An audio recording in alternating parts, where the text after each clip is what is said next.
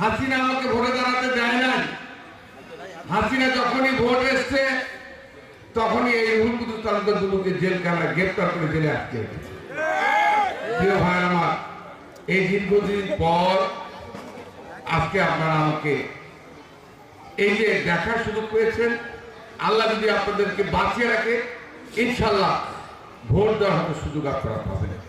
প্রিয় ভাইয়ের আমার, মা বোনের আমার, আপনারা জানেন এই ধানের শীষ হচ্ছে শান্তির প্রতীক। এই ধানের শীষ হচ্ছে উন্নয়নের প্রতীক এবং এই ধানের শীষ হচ্ছে বাংলাদেশের মানুষের শেষ আশ্রয়স্থল, যে এই আশ্রয়স্থলের নাম হচ্ছে ধানের শীষ। বাংলাদেশের মানুষ যখনই এই ধানের শীষকে ভোট দিয়েছে বাংলাদেশের মানুষ শান্তিতে বসবাস করেছে। বাংলাদেশের মানুষ যখন এই ধানের শীষে ভোট দিয়েছে এদেশে তখন উন্নয়ন হয়েছে।